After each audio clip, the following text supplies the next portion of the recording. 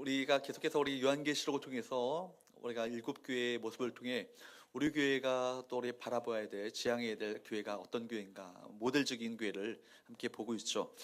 우리 지난주에 살펴봤던 에베소 교회를 통해서 말씀드렸을 때 이런 말씀을 했습니다. 요한계시록 2장 4절과 5절 말씀을 함께 봅니다. 우리 같이 한번 좀 띄워주세요. 요한계시록 2장 4절 5절 한번 읽어보도록 할까요? 시작. 그러나 너를 책망할 것이 있나니 너희 처음 사랑을 버렸느니라.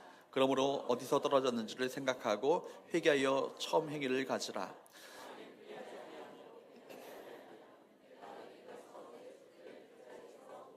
아멘.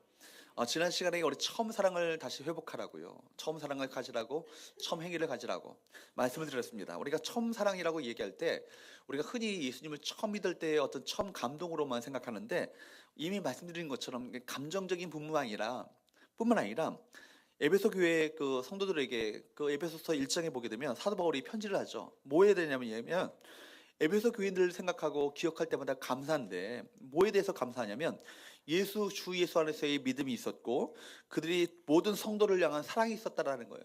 근데 지금 보면은 그 사랑이 없다라는 얘기예요.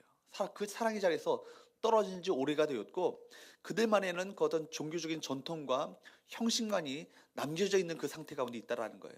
이걸 너무나 안타깝게 여기셨어요. 그래서 주님께서는 그들로 하여금 너희가 처음 사랑을 다시 회복하라고, 처음 행위를 가지라고 그렇게 말씀했던 것을 보게 됩니다. 우리도 마찬가지예요. 혹시 우리 이 자리에 계신 여러분 가운데 주님이 우리 인생 가운데 목적이 되시고 목표가 되시고 전무가 되시는 그 자리 가운데 있었던 때가 있었는데, 내가 그 자리에서 벗어나 어느덧 내 마음이 갈급함이 없고 갈망함이 없고 사모하는 심령이 없는 그런 상태 가운데 있다면 다시금 우리 마음을, 우리 믿음을, 우리 사랑을 회복하여서 주님께 대한 그 처음 사랑을 가지는, 처음 행위를 가지는 저와 여러분 되시기를 축복합니다. 이기는 자에게는 생명나무의 열매를 먹게 하겠다. 그러니까 하나님의 생명력이 그 교회 가운데, 그 인생 가운데 임하게 된다는 것을 말씀드렸어요. 오늘 서버학교의 어느 성도의 교회들에게 보내는 그 편지를 보게 되면, 여기 이 편지를 가만히 보게 되면 하나님의 관점과 사람의 관점이 다르다는 것을 우리가 볼 수 있습니다. 여러분 9절 말씀을 한번 보도록 할까요? 9절 말씀을 한번 봅니다. 시작. 내가 내 환난과 궁핍을 알거니와 실상은 내가 부유한 자니. 여기까지요. 내가 뭘 안다고요? 내 환난과 내 궁핍을 알거니와. 주님이 지금 내가가 누구예요? 주님이 말씀하시는 거잖아요. 주님이 지금 서머나 교회에 궁핍과 환난을 아신다고 할 정도로 그들은 어떤 교회였어요? 궁핍한 교회였어요. 가난한 교회였어요. 그리고 어떤 교회였어요? 환난과 핍박 가운데 있었던 교회입니다. 그러니까 참으로 세상적인 관점으로 볼 때 불쌍하기 그지없는 그런 교회예요. 근데 그들 그 교회를 향해서 주님께서 말씀하신 것은 뭐예요? 실상은 너희가 어떤 교회라고요? 부유한 교회라고요. 진짜는 너희가 진짜 부자라고요. 이런 얘기를 하시는 거예요. 여러분 궁핍한 가난한 교회입니다. 부족함이 많은 교회입니다. 심각한 박해와 핍박이 있었던 교회입니다. 수많은 주님 때문에 겪게 되시는 환난이 있었던 교회예요.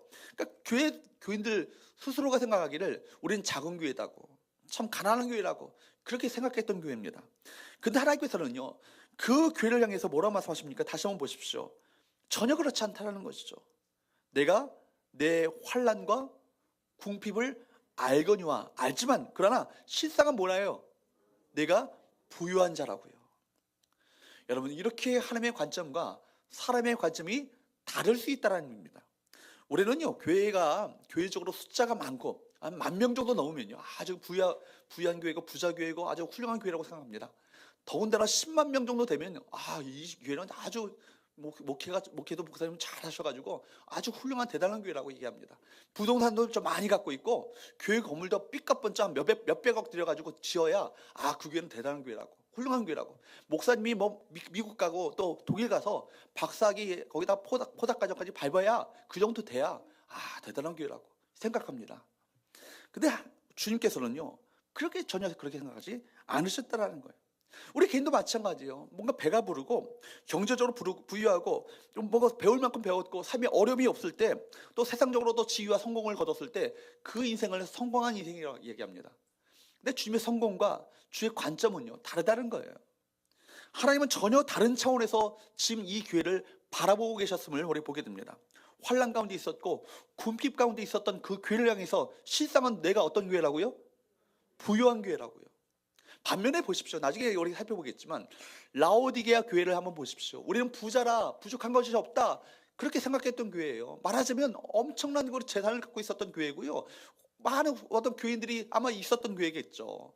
그런 교회였는데 실상은 너의 헐벗은 것과 벌거벗은 것을 내가 알지 못한다, 가련한 것을 알지 못한다, 얘기했던 겁니다. 그러니까 우리 사람이 볼 때 외적인 어떤 그 관점과 외적인 어떤 외형적인 성공과 주님이 보시는 성공은요, 같다? 다르다는 거예요. 여러분, 우리가 영적으로 이 서머나 교회를 통해서 배워야 될 점이 있습니다. 이들은 영적으로 부유한 교회였습니다. 바로 왜 서머나 교회를 통해서 주님께서 그 영적으로 부유한 교회라고 그렇게 인정하시며 칭찬하시는 그 은혜가 있었는가? 이 교회를 통해서 우리가 배워야 될 영적 교훈은 과연 무엇인가? 세 가지를 말씀드리고자 합니다. 첫 번째, 한번 따라할까요? 주를 위해 고난을 이기라. 주를 위해 고난을 이겨라는 것이죠. 여러분 서머나 지역은요, 지금 오늘날의 터키의 이즈미르라는 그 도시입니다. 이스탄불과 앙카라에 이어서 세 번째로 큰 도시예요. 그 당시에 소아시아의 가장 큰 도시는 지난번에 말씀드렸던 것처럼 에베소 도시가요, 가장 큰 도시입니다. 반면에 이 소아시아에서 가장 아름다운 도시를 꼽자면 이 서머나 이즈미르 이 도시를 꼽았어요. 그렇기 때문에 이 도시는요, 이런 별명이 있었습니다. 해아래의 모든 도시 중에서 가장 아름다운 도시라, 또 아시아의 왕광이라, 아시아의 보석이라, 이렇게 이름을 붙일 정도로 그렇게 아름다운 도시였습니다. 이런 도시였는데, 그런데 서머나 교회에는요, 환난과 궁핍이 있었습니다. 환난은요, 예수 그리스도를 믿는 믿음을 지키기 위해서 받는 수많은 박해와 어려움을 가리키는 거예요. 궁핍은 뭡니까? 바로 종교적인 박해 속에서 교회가 겪게 되시는 많은 물질적인 어려움을 가리킵니다. 당시의 서머나에서는요, 그리스도인이 된다는 것, 그리스도인으로 산다는 것, 이거는요, 엄청난 대단한 결심, 각오를 하지 않으면 그렇게 살 수가 없는 거예요. 왜냐하면 서머나 도시에서는요, 데아 로마라고 하는 로마 황제를 신으로 섬기는 종교가 있었습니다. 그러니까 로마 황제를 신으로 섬기는 종교죠. 그래서 서머나의 모든 시민은요, 매년 로마 황제 가이사에게 이 가이사를 섬기는 제단에 가서 절을 합니다. 그리고 충성서약을 하죠. 가이사는 나의 주님이십니다. 가이사야말로 우리의 진정한 참된 주님이십니다. 이렇게 고백하는 충성서약을 하는 거예요. 그럴 때 증명서를 발급해 주거든요. 그런데 그 증명서가 없으면 시민으로서의 대우를 받을 수 없는 거예요. 그런데 여러분, 예수님을 주님으로 고백하는 이 그리스도인들이, 서머나 교인들이 이 앞에 절을 할 수 있었을까요? 충성 사역을 할 수 있었을까요? 할 수 없었죠. 그러니까 그들은요, 이 시민 증서를, 이 절을 했다라는 이 시민 증서를 받지 못하니까 엄청난 핍박과 환난, 여러 어려움을 그들이 겪었던 것입니다. 주 156년에 사도 요한의 제자로서 서머나 교회의 그 영적 지도자였던, 그 말하자면 담임 목사였던 폴리캅이 11명의 그 성도들과 함께 순교를 당합니다. 당시 로마 황제의 참배하기를 거절했던 폴리캅과 인근의 그 지역의 성도들이 11명이요, 그 유대인의 밀고로 말미암아 그들이 잡히게 되었고 결국 체포되었고 순교를 당하게 됩니다. 그러나 폴리캅의 그 인격과 덕망을 흠모했던 청독은요, 그에게 회유를 하죠. 지금이라도 당신이 예수를 욕하고 예수를 저주하고 황제의 신상에 절하면 당장에 당신을 풀어주겠노라고. 이 말에 폴리캅은 이렇게 대답합니다. 86년 동안 내가 섬겨왔던 주님, 그분은 언제나 나를 사랑과 은혜로 인자로 나를 대해주셨습니다. 내가 어찌 그분을 모독할 수 있단 말입니까? 총독은 다시 그에게 묻습니다. 당신의 목숨은 아깝지 않는가? 너를 야수의 밥에 되게 하겠다, 이렇게 얘기합니다. 그러니까 조용히 폴리캅은 얘기합니다. 어서 맹수를 부르십시오. 그러니까 총독은 다시 내가 맹수를 두려워하지 않으니 너를 불태워 죽여버리고 말겠다. 그러자 폴리캅은 말합니다. 총독이여, 잠시 있다가 꺼질 이 불보다 장차 심판을 위해 예비된 하나님의 영원한 진노의 불을 두려워하시기 바랍니다. 저는 86년간을 섬겨왔던 그 예수님을 결코 부인할 수 없습니다. 그분만이 나의 왕이요 참된 주님이시요 나의 구세주가 되십니다. 이런 신앙 고백을 남기고 화형대에 묶여 그가 순교를 당하게 되었습니다. 여러분, 교회는 그렇습니다. 교회는요, 순교의 피를 먹고 지금까지 자라왔어요. 교부 터툴리아는 순교는 그렇기 때문에 순교는 교회의 씨앗이다, 이런 얘기까지 합니다. 교회는 수많은 고난을 믿음으로 싸워 이겼습니다. 우리나라도 예외가 아니죠. 토마스 선교사가 대동강변에서 쪽보경을 남기고 그 순교를 당한 일에 하나님께서는 수많은 주의 종들을 정말 낭비하듯이 허비하듯이 이 조선 땅을 위해서 이렇게 보내시고 순교를 당하게 하셨습니다. 이 나라 민족을 살리기 위해서 수많은 종들의 그 순교의 피를 이 땅 가운데 흘리게 하셨죠. 우리가 그냥 예수 믿게 된 게 아니에요. 그들의 피와 피 흘림과 순교의 그 자리 가운데 우리가 이 시간 우리가 이렇게 주님을 섬길 수 있는 은혜를 받게 된 거예요. 양화진에 가시면 여러분, 우리 다음 주에도 우리가 이용남 선교사님 오셔서 그런 얘기를 하시겠지만, 이름 모를 수많은 선교사들이 낯설고 무서운 이곳에 와서 뼈를 묻으며 복음을 전했습니다. 심사참배를 끝까지 거부하다가 순교를 당했던 주기철 목사님의 순교가 있죠. 또 손영환 목사님의 순교가 있습니다. 수많은 믿음의 선조들이 피 흘림을 통한 고난의 순교의 흔적이 바로 오늘 우리 교회를, 우리 성도들을 있게 했던 것입니다. 그러나 여러분, 오늘 우리를 한번 살펴보십시오. 우리 자신을 한번 돌아보십시오. 우리에게는요, 고난을 이기는 믿음이 너무나도 부족합니다. 조금만 어려워도 낙심하고요, 좌절하고 마음 가운데 시험에 듭니다. 절망합니다. 그러나 여러분, 주님께서 우리에게 말씀하시는 이 말씀을요, 똑똑히 우리 모두가 들을 수 있어야만 합니다. 10절 말씀을 한번 보도록 합니다. 10절 말씀 같이 한번 읽어보도록 할까요? 시작. 너는 장차 받을 고난을 두려워하지 말라. 볼지어다 마귀가 장차 너희 가운데 몇 사람을 옥에 던져 시험을 받게 하리니 너희가 10일 동안 환난을 받으리라. 이 말씀은요, 예언적인 경고의 말씀이에요. 지금 이미 이들은요, 환난을 겪고 있어요. 시험을 받고 있다고요. 궁핍을 겪고 있어요. 그런데 얼마 있지 않아 더 큰 환난이 너희 가운데 임하게 될 것이다. 그럼에도 불구하고 그 환난은 길지 않을 것이다. 며칠 동안요? 10일 동안. 이 10일 동안이라는 얘기는 문자 그대로 10일이 아니라 상징적인 얘기죠. 그만큼 짧은 기간 가운데, 짧은 기간, 한정된 기간을 가리키는 거예요. 그러니까 얼마 동안 고난과 환난을 당할 거지만 이 고난은 잠깐이고 뭐가 있다? 끝이 있다라는 거예요. 그러므로 우리는 여러분, 주를 위한 고난을 당할 때, 주님 때문에 당하는 여러 가지 시험을 받을 때, 이걸요, 여러분, 이것이 영원토록 계속될 것처럼 생각하지 마시고 끝이 있다 생각하시면서 믿음으로 이겨나가시는 저와 여러분 되시기를 축복합니다. 쉽게 포기하지 마셔야 되는 거예요. 낙심하지 마셔야 되는 거예요. 고난과 역경 가운데서도 믿음으로 인내하고 있는 자리에서 최선을 다하여 준비하는 그 자세, 그것이 필요한 것입니다. 그렇습니다. 여러분, 신앙은요, 평탄한 고속도로가 아니에요. 오히려 좁은 길이고요. 성경이 말하는 그 우리 신앙의 길은요, 좁은 길이고요, 협착한 길이고, 십자가의 길이고, 고난의 길이에요. 그럼에도 불구하고 그 길은 영광의 길이고, 여러분, 축복의 길이고 승리의 길입니다. 여러분, 우리가 믿음의 길을 건너려면 우리가 모든 것이 잘 되어지는 것만이 아니에요. 때로는 믿음의 시련이, 우리 믿음을 흔드는 시련이, 혹독한 시련이 찾아올 때가 있다라는 얘기입니다. 근데 주께서는요, 사도 베드로를 통해서 우리에게 말씀하십니다. 베드로전서 2장 20절과 21절 말씀을 한번 보도록 합니다. 한번 읽어보도록 할까요? 시작. 죄가 있어 매를 맞고 참으면 무슨 칭찬이 있으리요? 그러나 선을 행함으로 고난을 받고 참으면 이는 하나님 앞에 아름다운 일. 여기까지 보세요. 여러분, 죄가 있어서 매 맞고요, 죄가 있어서 당하는 우리 잘못 때문에 당하는 고난은요, 하나도 아름다운 게 아니에요. 당연히 그 죄를 져가지고 받는 고난은요, 당연한 것이죠. 그러나 여러분, 죄를 짓지 않았는데 선을 행함으로 주를 위해서 충성을 다했는데, 헌신했는데, 봉사했는데, 섬겼는데 고작 나에게 찾아오는 것은 고난이야. 그런데 그 고난 가운데 어떻게 해요? 고난이 다 축복은 아니에요. 고난 가운데 어떤 사람은요, 시험에 들어서 오히려 더 나빠지는 경우가 있어요. 그런데 고난을 받고 어떻게 하면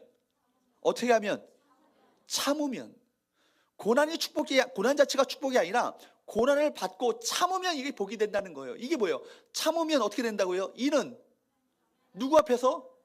하나님 앞에서 어떻다고요? 하나님은요, 그걸 정말 아름답게 여기신다는 거예요. 그걸 통해서 너무나 감동을 먹으신다는 거예요. 그리고 나서 21절 말씀을 보세요. 시작. 이를 위하여 너희가 부르심을 받았으니 그리스도도 너희를 위하여 고난을 받으사 너희에게 본을 끼쳐 그 자취를 따라오게 하려 하셨느니라.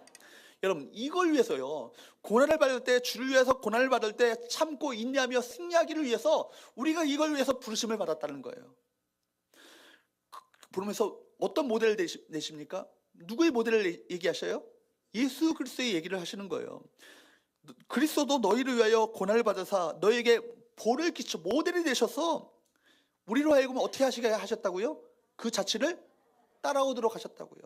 그러니까 우리가요, 주님의 십자가를 지고 주님을 따라가는 것, 이것이 그리스도의 제자로서의 마땅한 삶인 거예요. 이게요, 이 삶이 얼마나 주님 보실 때 아름답고 복된 건지 모릅니다. 올해 우리가 예수님을 믿으면서 고난받는 길은 한 가지밖에 없어요. 우리가 이슬람권에 있거나 혹은 우리 공산권에 북한 땅에 있는 것이 아니기 때문에 한 가지밖에 없습니다. 예수 그리스도의 복음을 전하는 것 때문에 고난을 받습니다. 이 시대에요, 전도하지 않으면요 욕먹을 일이 없어요. 내가 직장에서 예수 믿는 거 티 안 내면요 누구로부터 우리가 비난받을 이유도 없습니다. 누가 조용히 믿으면 누가 핍박하겠어요. 그러나 주님은요, 핍박받는 것이 두려워서 조용히 믿는 것을 기뻐하지 않으십니다. 우리의 입술로, 우리의 삶으로 내 안에 계신 예수 그리스도를 나타내며 증거하기를 원하십니다. 초대교회 상도타도들은요, 복음을 전하다가 핍박을 받고 능욕을 당하시잖아요. 그때 그들은 고백합니다. 사도행전 5장 41절 42절 말씀을 보세요. 한번 읽어보도록 합니다. 시작.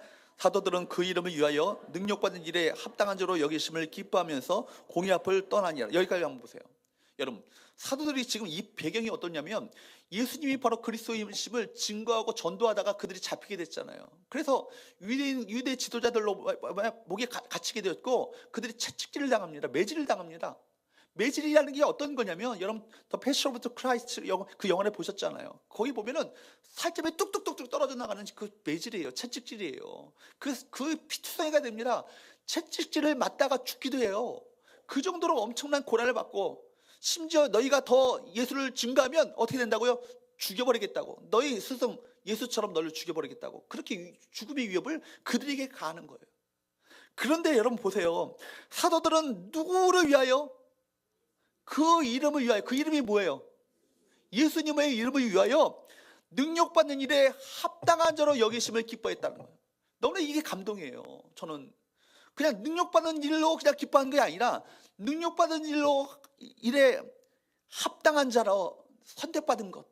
내가 이 바로 다른 사람도 아닌 고난을 받도록 하는 것은 아무나 고난을 주는 게 아니라 주를 위한 고난을 허락하신 게 아니라 이 사람이 합당하다고 생각하니까 그 고난을 주시고 그 시험을 주시고 시련을 주신다는 거예요. 이것을요, 이거 영광스럽게 생각했다는 거예요. 사도들은요. 그러면서 공의 앞을 떠나니라. 42절 정도 되면 저는 그럴 것 같아요. 그 다음부터는 조용히 지내니라. 그럴 것 같은데 뭐라고 해요? 42절 한번 보세요. 시작.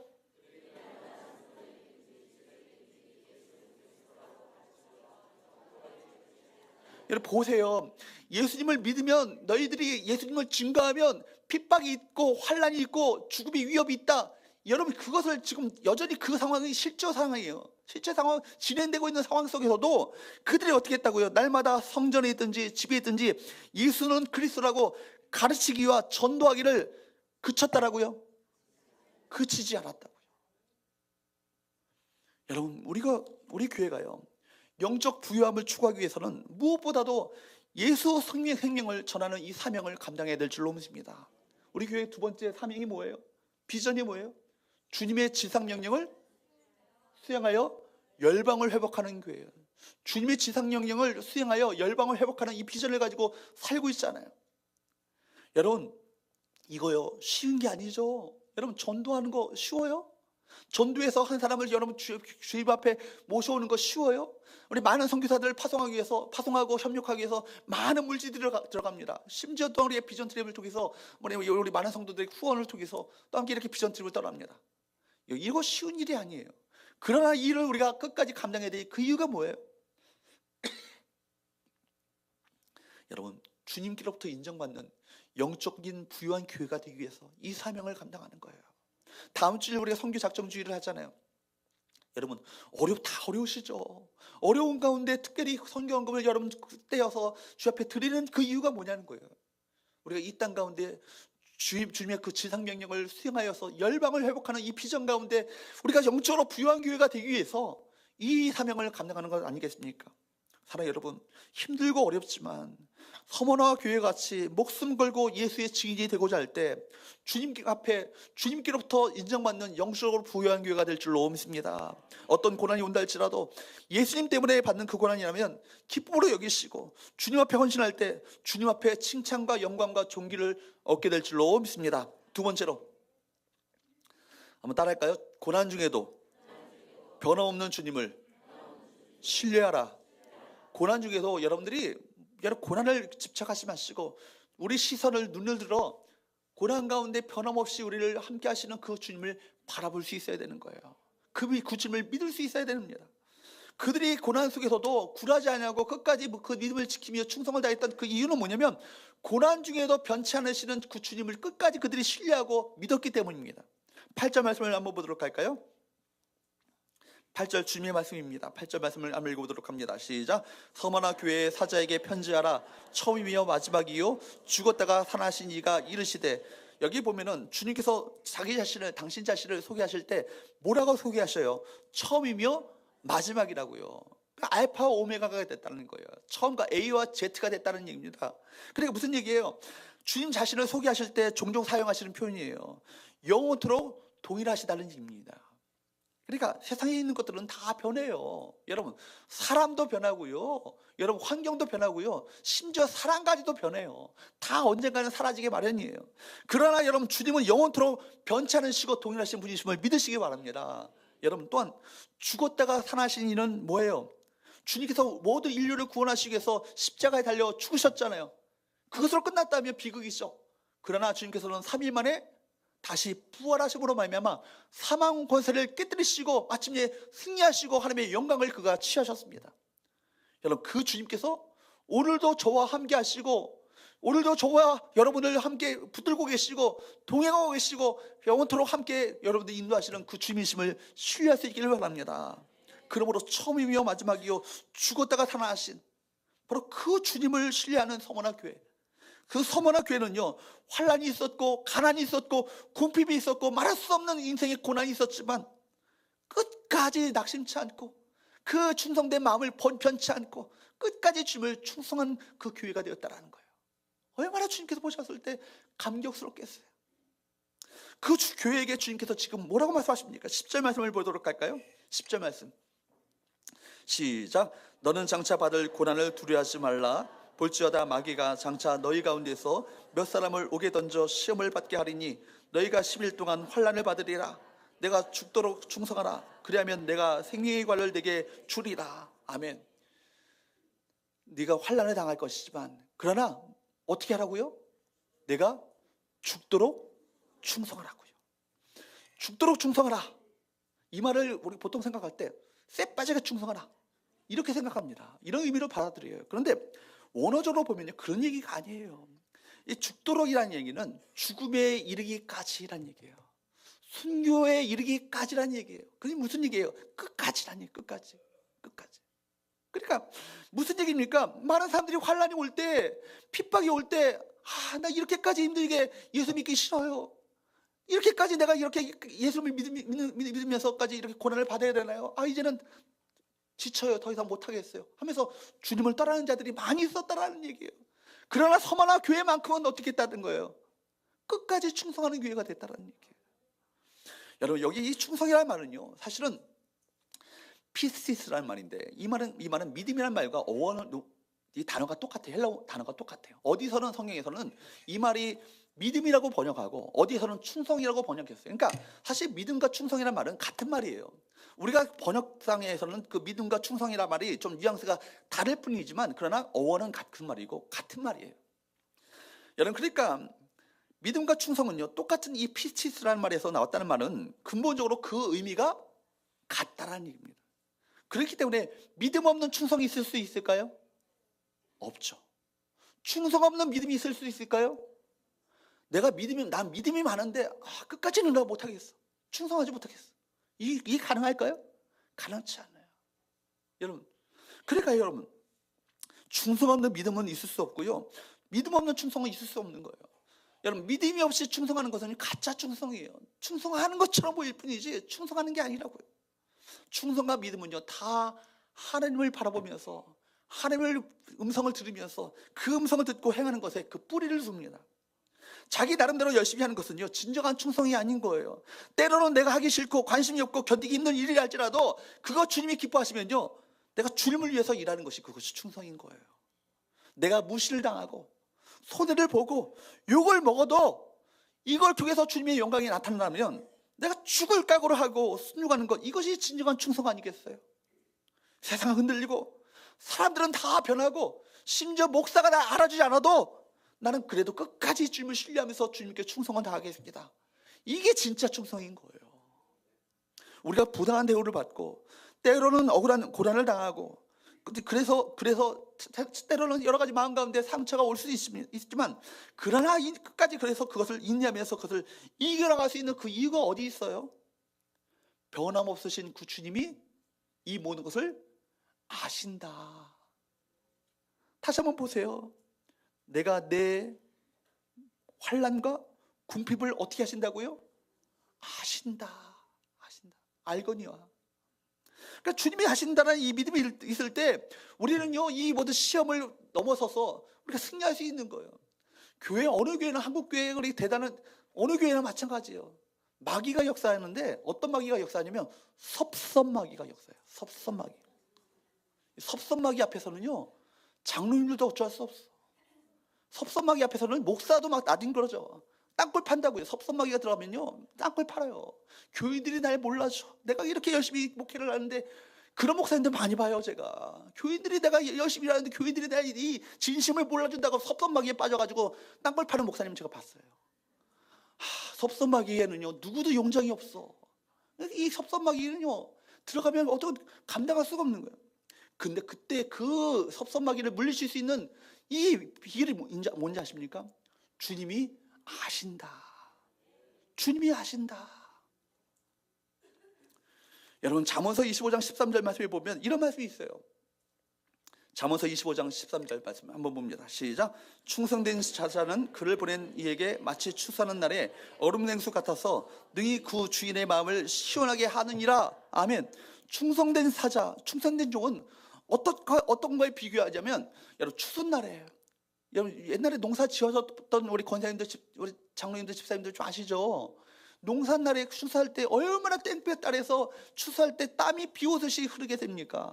입이 쩍쩍 말라가지고요, 뭔가 시원한 그 한 잔 물이 있었으면 좋겠는데, 새참이요 하면서 오면서 얼음을 둥둥 넣어가지고 화채를 떼어가지고 한 컵을 딱 주는데 그거 펄컥펄컥 마시면요, 세상에 남부를 게 없어. 그것처럼 좋은 게 없는 거야. 여러분, 주님 마음 가운데 그런 시원함을 일으키는 사람은 누군지 아십니까? 충성된 종인 거예요. 충성된 종은 누굴 바라볼까요? 사람들이 바라보면서 사람들에게 인기 얻으려고 내가 그 일을 할까요? 그렇지 않죠. 충성된 종에게는 초점이 하나밖에 없어요. 누구밖에 없어요? 주님밖에 없는 거예요. 주님께서는 언제나 그 충성된 자들을 향해서 감격스러워 하십니다. 그러한 하나님의 마음을 알고 있다면 이 자체가 우리에게 보상이 되어지는 거예요. 여전히 변함없으신 주님이 우리를 시원케 하시면 우리 인생은 성공하는 거 아니겠어요? 여러분, 광야에 던져져서 어느 누구로부터 도움을 받을 수 없는 그 환경 가운데 놓여져 있다 할지라도 변함없이 우리를 사랑하시고 우리를 동행하시는 그 주님을 바라보시면서 그 주님을 기억하시는 저와 여러분 되시기를 주님으로 축복합니다. 세 번째, 마지막으로 한번 따라하겠습니다. 고난 중에도 하늘의 상급을 기대하며 인내하라. 여러분, 고난 중에 우리가 기대할 것은 뭐예요? 하늘의 상급을 바라보셔야 된다고요. 여러분, 우리들은요, 고난 뒤에 더 큰 상급이 주어질 것을 기대해야 합니다. 이런 믿음을 가지고 믿음으로 나아가게 될 때 주님께서는 우리에게 상을 베풀어 주시는 거예요. 10절 말씀을 다시 한번 봅니다. 10절 말씀 시작.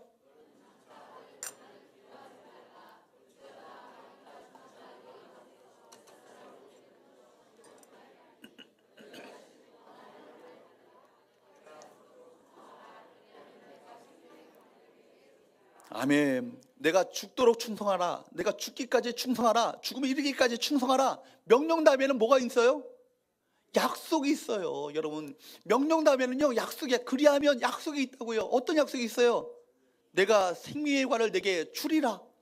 그러니까 여러분, 이 명령은요, 명령을 순종하는 것은 힘들어요. 어려워요. 좀 그렇죠. 그러나 그것을 끝까지 믿음을 가지고 순종하게 되면 반드시 그 하나님의 약속이 우리 가운데 주어지게 됩니다. 보상이 주어지게 되는 거예요. 어떤 보상이 주어져요? 생명의 관이 우리 가운데, 생명의 멸관, 이전에 번역 성경 보면 생명의 멸관이 우리 가운데 주어지게 될 것이다. 말씀드린 것처럼 죽는 것을 두려워하지 않고 죽음에 이르기까지 주님께 대한 믿음을 잃지 않으면 주님이 우리에게 뭘 약속하신다고요? 주님께서는 생명의 멸관을 우리에게 주시겠다 약속하십니다. 다시 말하면 생명의 이 관, 생명의 멸관은요, 자신의 생명도 아끼지 않고 주님을 섬겼던 사람들에게 주어지는 멸관인 거예요. 저는 그걸 바라고 있습니다. 여러분, 한 사람 한 사람이 제 영적인 자녀들이고, 여러분, 제가 목자로서 여러분들 한 사람을 참 귀하게 여기십니다. 저는 기도할 때마다 우리 모든 성도들이 주님 앞에 섰을 때 주님께로부터 한 사람도 빠짐없이 생명의 멸관을 받아들이는 그런 축복이 있게 되기를 축복합니다. 여러분, 물질적인 풍요보다요, 영적인 풍요를 또 삼을 수 있기를 바랍니다. 여러분, 눈에 보이는 세상적인 가치보다, 눈에 보이지 않는 세상적인 가치보다, 눈에 보이지 않는 영적인 가치를 더 소중하게, 귀중하게 여길 줄 아는 그런 믿음의 성도가 되어야 되는 거예요. 주님 기뻐하시는 일이라면 목숨을 걸고서라도 충성하면 생명의 멸관을 주시겠다고 약속하십니다. 이 멸관, 이 관에는요, 두 가지 종류의 관이 있어요. 하나는 디아데마예요. 디아데마라는 말인데, 왕이 쓰는 왕관을 의미해요. 왕이 쓰는 왕관이 뭐라고요? 디아데마. 반면에 여러분, 스테파노스라는 이 말이 있습니다. 이 말은 뭐냐면, 여기서 7 집사 중에 스테반 집사님 여러분 아시죠? 스테반 집사님이 바로 스테파노스예요. 바로 여기서 이 말이 나왔는데, 스테파노스라는 말은요, 승리의 표시로 주어지는 상을 의미하는 거예요. 마라톤 경기, 올림픽 때 42.19km를 끝까지 달려가지고 마침내 처음으로 골이 난, 끝까지 승리한 그 사람에게 뭘 씌워줘요? 월기관을 씌워주잖아요. 이게 스테파노스예요. 질문, 여기 죽도록 충성하라, 그러면 내가 생명의 관을 내게 주리라 할 때 디아데마일까요? 아니면 스테파노스일까요? 다시 한번 묻습니다. 왕관일까요? 아니면 월계관일까요? 월계관. 그래요, 여러분, 이건요, 오랫동안 수고하고 훈련하고 인내하고 절제한 그 절정에서 평가되어지는 멸류관을 의미하는 거예요. 수고와 땀의 대가로 지불되어지는 아름다운 영광을 얻게 될 것을 말하고 있는 거예요. 그래서 사도 바울은 말합니다. 디모데후서 4장 7절과 8절 말씀에 이렇게 말씀하세요. 디모데후서 4장 7절 8절. 디모데후서, 시작. 여기까지요. 지금 디모데후서 4장 7절 8절 말씀은 사도 바울이 믿음의 아들 디모데에게 로마 감옥에서 편지를 쓰는 거예요. 그리고 마지막 유언과 같은 마지막 말을 지금 그가 쓰고 있습니다. 그리고 이 디모데후서를 쓰고 나서 사도 바울은 로마에서 순교를 당합니다. 그러니까 자기의 죽음이 이제 임박했다라는 것을 아는 지금 상황 가운데 이 편지를 쓰고 있는 거예요. 뭐라고 합니까? 선한 싸움을 싸우고, 여러분 사도행전 여러분 금요일마다 우리가 살펴보고 있지만 얼마나 수많은 여러분 사도행전 사도 바울이 당했던 수많은 고난과 역경이 있었어요. 수많은 싸움을 했잖아요. 목숨 걸고 복음 전하는 이 아름다운 그 인생을 살았잖아요. 그런데 그 싸움을 싸우고 나의 달려갈 길을 마치고 끝까지 내가 믿음을, 이 충성을 끝까지 죽기까지 충성을 다했으니, 믿음을 지켰으니 뭐예요? 8절에 뭐가 예비되었다고요? 이제로는 한번 읽어봅니다. 시작.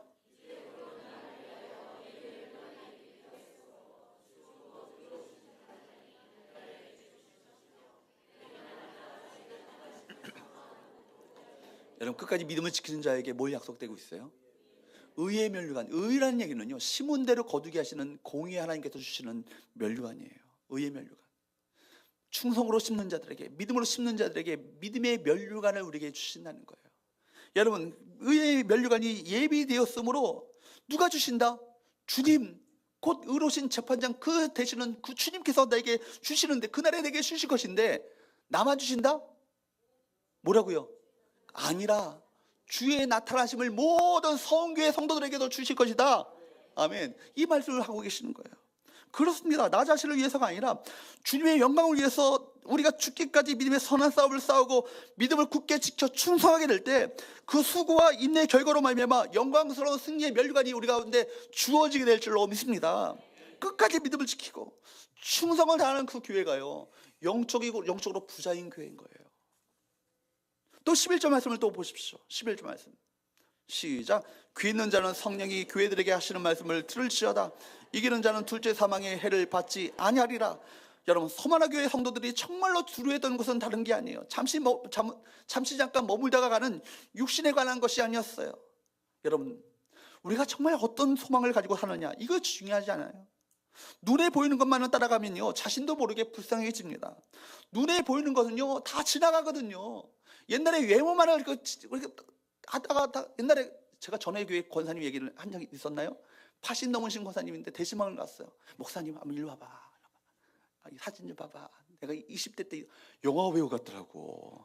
근데 지금 얼굴 보니까 평준화 되셨어요. 다 미모도 지나가. 여러분들이 다 계신 권사님들 다 여기 앞에 계신 1년전도의 권사님들 옛날에 한때 그렇게 나 예쁘다고 소문냈던 분들이야. 다 미모도 지나가요. 다 모든 게 지나간다고요. 이 땅 가운데 보이는 것은요, 전부가 아니에요. 지나가는 거예요. 하나님이 우리를 위해 예비로 오신 정말 아름다운 것이 있어요. 더 소중하고 아름다운 새 하늘과 새 땅, 천국이 있고요, 주님의 상급이 있음을 믿으시기 바랍니다. 그 하나님 나라를, 영원한 하나님 나라를 사모하셔야 되는 거예요. 이 땅의 것에 매이지 마시고 하나님 나라를 바라보시면서 자유한 삶을 살아가시기를 축복합니다. 눈에 보이는 세상적인 가치가 아니라 영적인 부유함을 추구하는 그런 교회가 성도들이 될 수 있기를 축복합니다. 서머나 교회는요, 세상적으로 볼 때 작고 미미한 교회였어요. 보잘것없이 보이는 교회였어요. 볼품 없는 교회잖아요. 가난한 교회잖아요. 작은 교회예요. 기독교 역사의 물줄기 속에서 한낱 하던 작은 물줄기에 불과한 교회였습니다. 그러나 주님은요, 절대로 그렇게 생각하지 않으셨다는 거예요. 주님이 아셨던 교회예요. 주님이 아신다고 말씀하셨던 교회예요. 주님이 기뻐하시는 교회였어요. 영적으로 엄청난 부유한 교회였습니다. 강력한 힘을 가진 교회였습니다. 주님의 마음을 시원케 하는 충성된 교회였습니다. 여러분, 하나님의 관점과 사람의 관점은 다르다. 이 사실을 꼭 기억할 수 있기를 바랍니다. 세상의 관점과 하나님의 관점은 다르다. 주를 위해 고난을 이기는 교회, 변함없으신 그 주님만을 신뢰하며 인내하는 교회, 고난 중에도 상급을 기대하는 교회, 그 교회야말로 주님께서 기뻐하시는 교회요, 영적으로 참으로 부자인 교회인 줄로 믿습니다. 더 나아가 우리 교회가 그런 교회가 되길 바랍니다. 우리 외적으로도 교회가 성장해야겠지만 하나님의 관점에서 볼 때, 여러분, 그것만 우리가 정말 믿음의 길을 가지 않는다면 무슨 소용이 있겠어요? 당연히 교회가 성장해야겠지만 그 이유는 뭐냐면 이런 영혼을 구원하기 위해서입니다. 우리가 이런 영혼을 구원해도 우리가 하나님의 관점에서 믿음으로 서지 않는다면 하나님 보실 때는 우리를, 교회를 기뻐하지 않으실 거예요. 우리 개인도 마찬가지예요. 하나님의 관점에서 믿음의 길에 여러분들이 든든히 서 있지 않으면 여러분, 그거 기뻐하지 않으십니다. 아무리 주를 위한 많은 봉사를 한다 할지라도, 섬긴다 할지라도 여러분, 주님 바라보시면서 섬기셔야 돼요. 주님 바라보시면서 충성하셔야 되는 거예요. 주님이 아신다는 그 믿음을 가지고 끝까지 그 믿음의 길을 인내하며 걸어가셔야 된다고요. 그래야 주님께서 여러분들을 기뻐하시고 여러분을 영적으로 부유한 자라고 인정하시는 그 축복을 우리 가운데 베풀어 주실 줄로 믿습니다. 우리 모든 성도들 한 사람 한 사람이 영적으로 부유한 우리 성도들 되시기를 주로 축복합니다. 서로 인사합시다. 영적으로 부유한 삶을 삽시다. 기도하겠습니다.